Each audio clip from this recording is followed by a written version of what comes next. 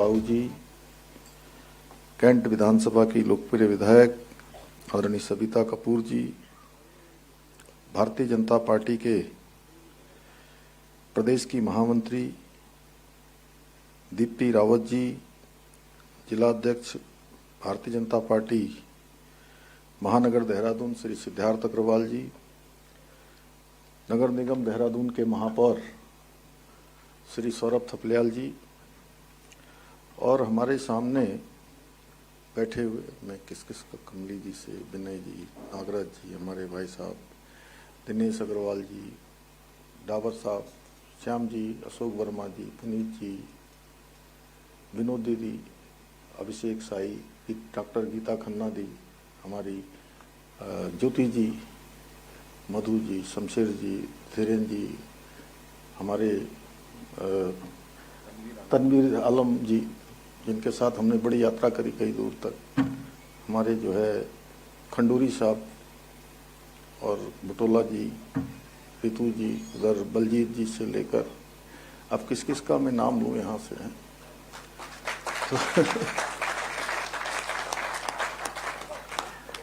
आदित्य भाई साहब, हमारे कटारिया साहब, वंदना जी, सभी उपस्थित भाइयों एवं बहनों। अब मैं जिसका नाम नहीं ले पाऊंगा तो अब बुरा मत मानना। क्यों? राजेंद्र अंतवाल जी,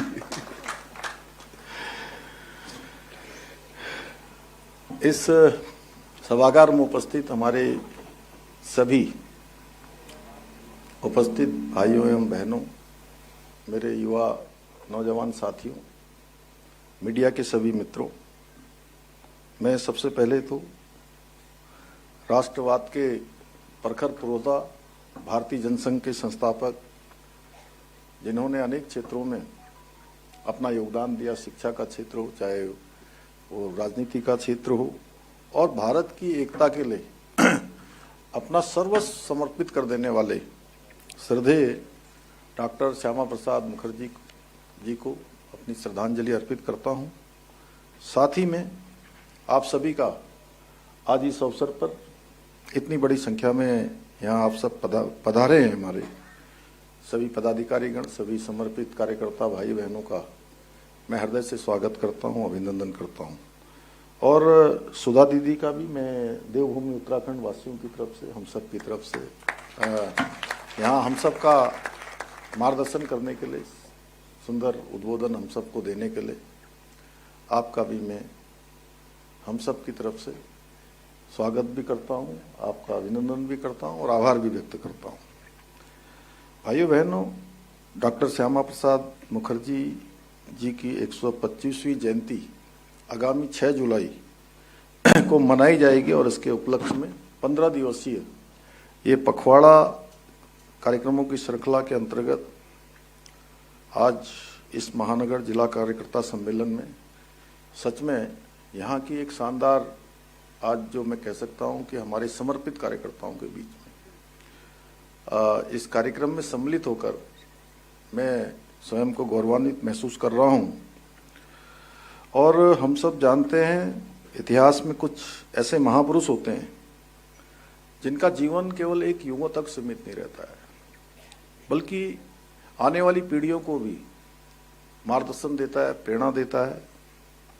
और डॉक्टर श्यामा प्रसाद मुखर्जी ऐसे ही युग दृष्टा थे, जिन्होंने देश के लिए वो किया जो आने वाली कई पीढ़ियां उसको पाथेय के रूप में लेंगी, उससे प्रेरणा लेती रहेंगी, क्योंकि उनका जीवन राष्ट्र प्रथम की जो भावना है उसको समर्पित रहा, उनका संकल्प था। और जब हम उनके इस विराट व्यक्तित्व को देखते हैं तो विचार आता है कि कैसे एक व्यक्ति के भीतर इतनी प्रकार की सोच हो सकती है, इतना विजन हो सकता है, कैसे एक साथ इतने विचार, इतना विजन, इतना नवाचार, देश के लिए क्रांति, समाज के लिए सेवा कैसे समाहित हो सकता है। शिक्षा के क्षेत्र में उनका योगदान अतुलनीय था। और जैसा अभी हम लोगों ने डॉक्यूमेंट्री में देखा कि मात्र 33 वर्ष की आयु में, अभी कोई शिक्षाविद यहाँ बैठे नहीं है, हमारे भसीन साहब होते तो कहाँ है? अच्छा है, दिख रहे हैं 33 साल तो बहुत कम होती है। इस उम्र में तो मेरे ख्याल से प्रोफेसर बनते हैं। उस समय तो कितने में बनते हैं आजकल? हैं? असिस्टेंट प्रोफेसर बनते हैं। क्योंकि जब हम किसी महापुरुष के बारे में अगर यहाँ व्याख्यान कर रहे हैं, हम सब उनका स्मरण कर रहे हैं, तो हमको सचमुच उनकी उस विराटता से, उस महानता से भी नजदीक से जुड़ना चाहिए। कि 33 साल की आयु बहुत छोटी होती है और उस आयु में वाइस चांसलर बन गए हो। वो विश्वविद्यालय के सबसे युवा कुलपति बने थे, लेकिन जब देश को उनकी राजनीतिक समझ और उनके नेतृत्व की आवश्यकता पड़ी तो उन्होंने राष्ट्र निर्माण के पथ पर अपने समस्त जीवन को झोंक दिया। चाहे वो हिंदू महासभा से जुड़कर या आज़ादी के पश्चात उनकी विजनरी और विकासवादी सोच को देखते हुए उनको देश का पहला उद्योग मंत्री भी बनाया गया, जिसके बारे में दीप्ति जी ने कुछ संबोधन यहाँ पर रखा था। और कांग्रेस से अपनी अलग वैचारिक दृष्टि रखने वाले डॉक्टर साहब ने जल्दी ही सरकार से अलग होकर वर्ष 1951 में राष्ट्रवादी विचारधारा पर आधारित भारतीय जनसंघ की नींव रखी, जो आज भारतीय जनता पार्टी के रूप में विश्व के सबसे बड़े राजनीतिक दल का एक स्वरूप ग्रहण कर चुका है। हम सब सौभाग्यशाली हैं कि डॉक्टर साहब ने जो बीज बोया था, जो उन्होंने एक परिवार बनाया था, विचार परिवार, उसमें हम सबको आज काम करने का अवसर मिल रहा है। उसके हम सब अभिन्न अंग हैं। और उन्होंने ही एक अमर उद्घोष किया था, एक देश में 2 विधान, 2 प्रधान और 2 निशान, नहीं चलेंगे, नहीं चलेंगे। और एक नारा नहीं था, बल्कि भारत की अखंडता का रक्षा का संकल्प था। और आज हमारे प्रधानमंत्री मोदी जी के नेतृत्व में उनका ये नारा, जो धारा 370 जिसके बारे में सुधा दीदी ने अभी कहा, वो बिल्कुल साक्षात व्यवहारिक रूप में आ गया कि धारा 370 समाप्त हो गई। एक देश के अंदर एक ही विधान, एक ही संविधान, एक ही प्रधान और एक ही निशान हो गया। और जब हम धारा 370 की बात करते हैं तो हमें इस पर भी विचार करना चाहिए कि पहले क्या होता था। हो सकता है हमारी आने वाली पीढ़ी जो है इस बात को भूल जाए कि धारा 370 थी क्या। देश में जो संविधान यहाँ हमारा चलता था वो कश्मीर में नहीं चलता था। जो हमारा तिरंगा यहाँ चलता था पहले और चलता है, वो वहां नहीं चलता था। प्रधानमंत्री हमारे देश के अलग होते थे और वहां कश्मीर के अलग होते थे। तो एक देश में 2-2 प्रकार की व्यवस्थाएं होती थी। कोई व्यक्ति वहां जमीन नहीं खरीद सकता था, कोई अपना मकान नहीं बना सकता था, पूरे देश की सारी सब्सिडी वहीं मिलती थी। और उस सब्सिडी का क्या होता था, उन सुविधाओं का क्या होता था, उस छूट का क्या होता था? वो छूट सारी की सारी आतंकवाद को पोषित करने का काम करती थी, आतंकवाद को संरक्षण देने का काम करती थी। और हम लोगों से ज्यादा कौन जान सकता है कि धारा 370 का सर्वाधिक कष्ट उत्तराखंड के लोगों ने भी सहा है। क्योंकि हमारे गणेश जोशी जी हर मंच से कहते हैं कि देश का हर 5वां सैनिक देश की रक्षा में जो संलग्न है वो देवभूमि उत्तराखंड का है। और कश्मीर में कैसे पत्थरबाजी होती थी। मैं तो पिछले चुनाव में भी गया था, तब मुझे लोगों ने बताया वहां पर कि किसी भी चौराहे पर कहीं पर भी जो है बस रोक दी जाती थी, पत्थरबाजी कर दी जाती थी, सुरक्षा बलों को तक भी उनके बिल्कुल जीना हराम कर देते थे। जहां हमारे अभी गढ़वाल रेजिमेंट के 5 हमारे रणबांकुरे शहीद हुए, मैं उस स्थान पर भी गया उनको श्रद्धांजलि देने। उस स्थान का स्मरण करने गया मैं चुनाव क्षेत्र में। डॉक्टर जितेंद्र सिंह जी भी मेरे साथ थे। जब उनका पार्थिव शरीर वहां से आ रहा था, तो मैं और गणेश जोशी जी उस दिन भी साथ में थे हम लोग। और उसी दिन हमने पूरे प्रदेश के हमारे सैनिकों के सम्मान में ये तय किया कि उत्तराखंड में जो भी हमारे सैनिक शहीद होंगे, देश के लिए अपना बलिदान देंगे, उनके परिजनों को मिलने वाली अनुग्रह राशि 10 लाख रुपए से बढ़ाकर 50 लाख रुपए करने का हमने निर्णय लिया। एक बड़ी राशि थी। तो डॉक्टर मुखर्जी का मानना था कि स्वतंत्र देश के भीतर दो अलग अलग कानून, दो अलग अलग व्यवस्थाएं किसी भी देश के लिए बड़ा खतरा थी। और हम सभी के लिए गौरव का विषय है कि ये उनके स्वप्न को हमारे प्रधानमंत्री मोदी जी के नेतृत्व वाली भाजपा सरकार ने उसको पूर्ण रूप देने का काम किया। और डॉक्टर मुखर्जी एक ऐसे मनीषी थे जिनका विजन पहले दिन से स्पष्ट था कि वो एक ऐसा भारत चाहते थे जो सांस्कृतिक रूप से मजबूत हो, जहां तुष्टीकरण के लिए कोई जगह न हो और जो कानूनी और व्यवहारिक रूप से पूरी तरह से अखंड हो। साथियों, मुझे ये कहते हुए अत्यंत हर्ष का अनुभव हो रहा है कि देश के यशस्वी प्रधानमंत्री श्री नरेंद्र मोदी जी के नेतृत्व वाली हमारी केंद्र सरकार तथा हमारी सभी राज्य सरकारें आज डॉक्टर श्यामा प्रसाद मुखर्जी जी के इस महान विजन को धरातल पर उतारने का कार्य कर रही है। और इसका परिणाम है, हमने देख लिया, जहां प्रधानमंत्री जी, गृह मंत्री जी, उनकी दृढ़ इच्छा शक्ति ने हमेशा हमेशा के लिए धारा 370 समाप्त कर दी। कश्मीर से लेकर कन्याकुमारी तक पूरा देश एक संविधान और एक तिरंगे के नीचे एकजुट होकर आगे बढ़ रहा है।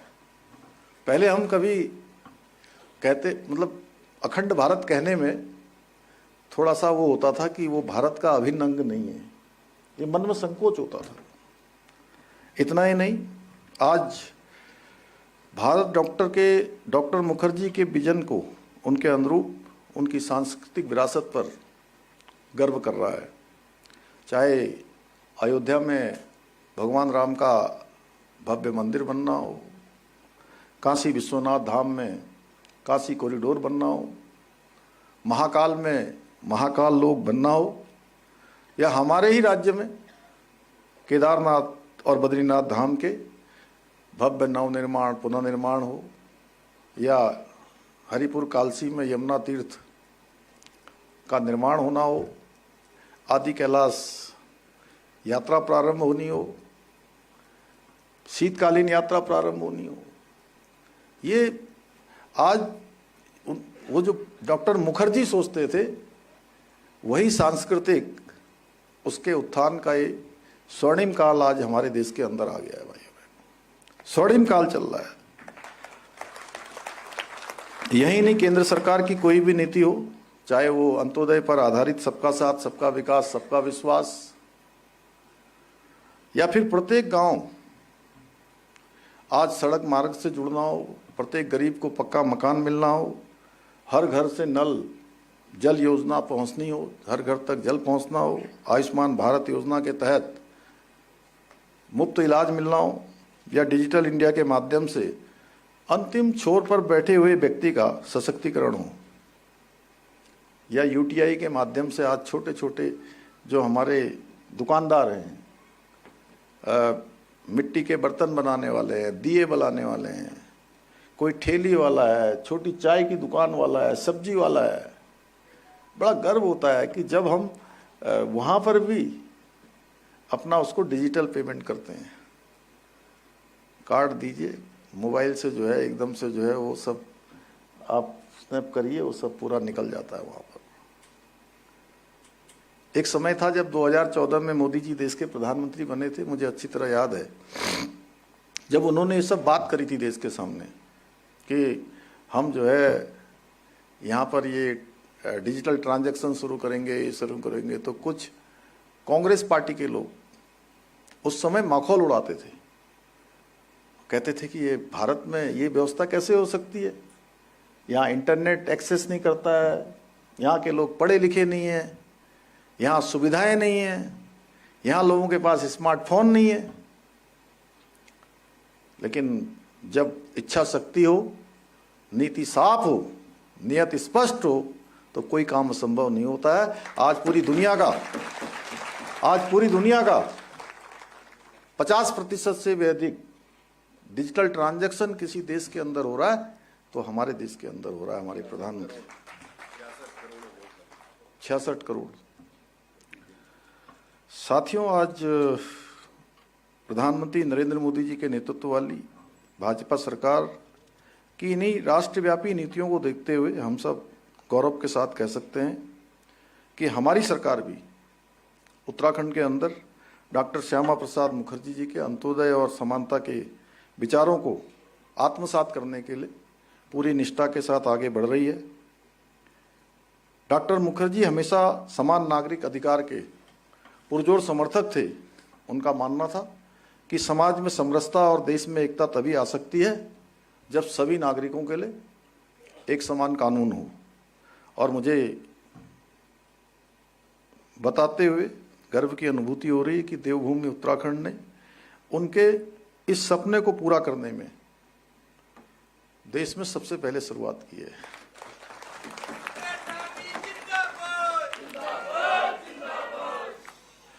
हमारा राज्य उत्तराखंड देश का पहला ऐसा राज्य बना है जिसने समान नागरिक संहिता जैसे क्रांतिकारी कदम को उठाने का काम किया है।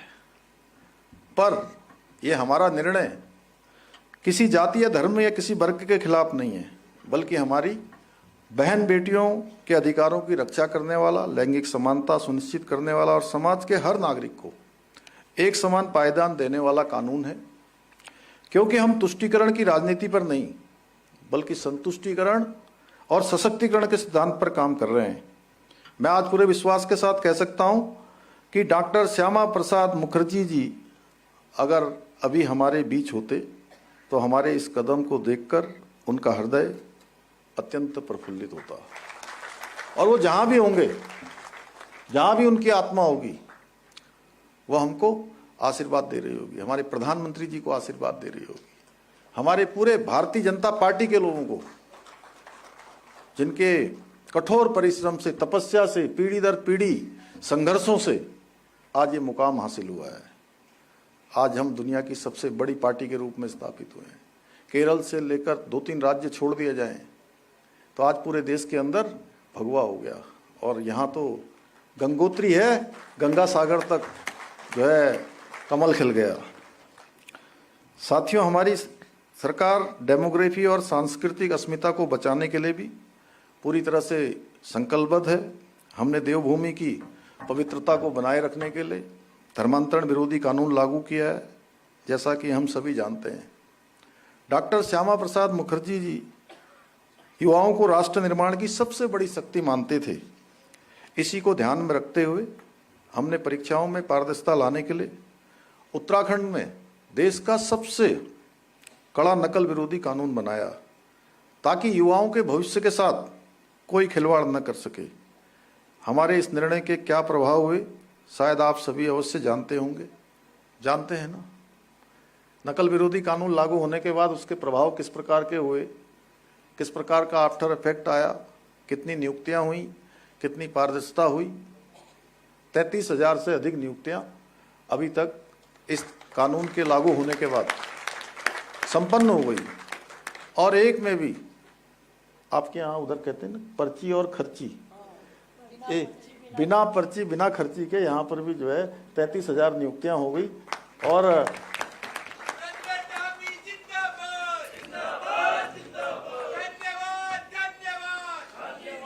साथियों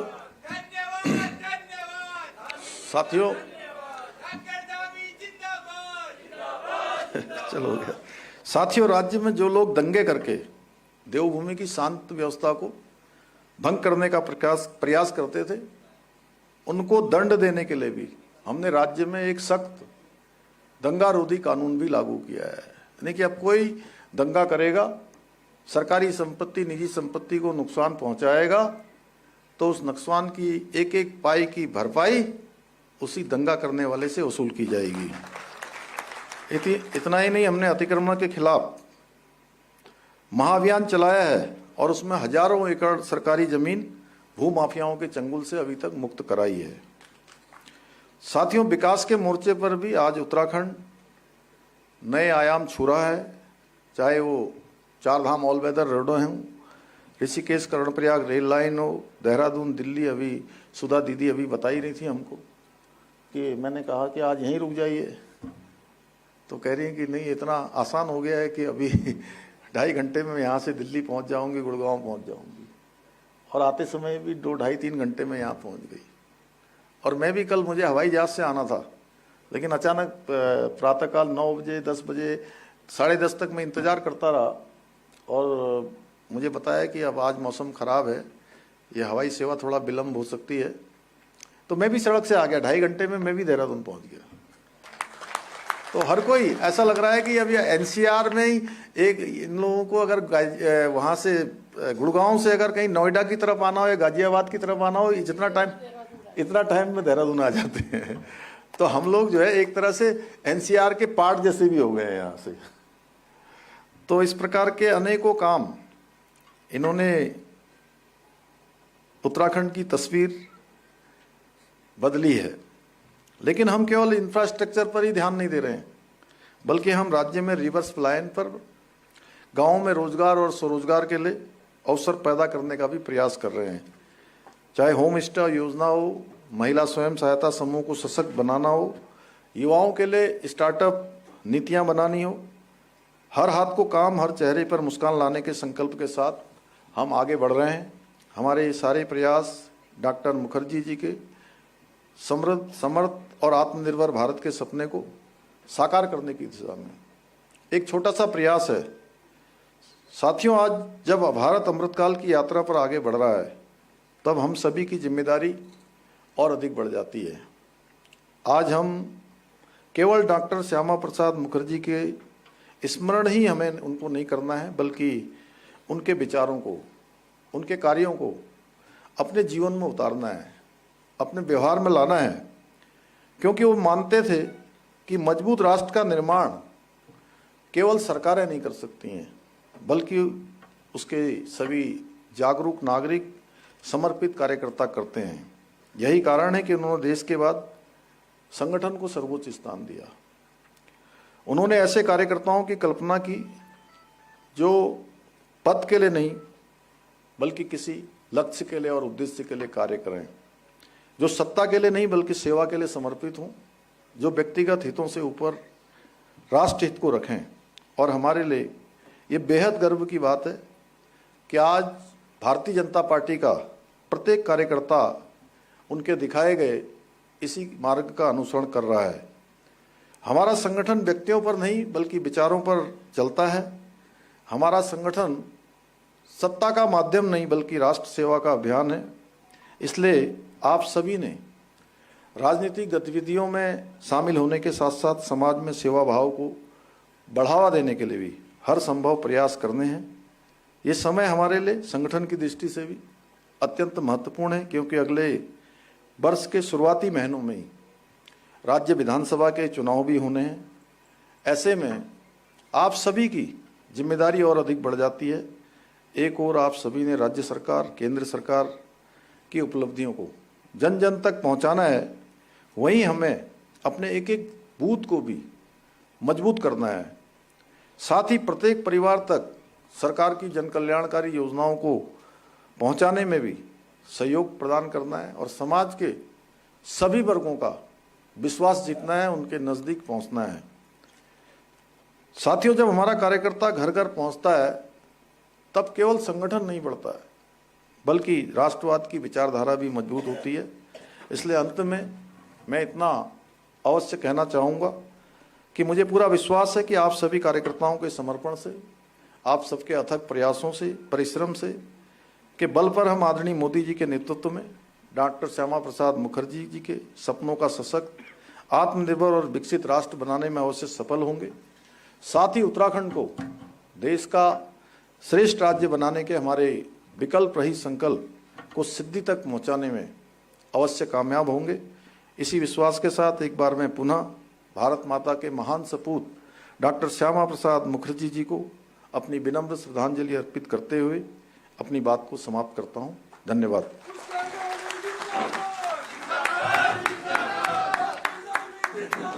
जिंदाबाद जिंदाबाद।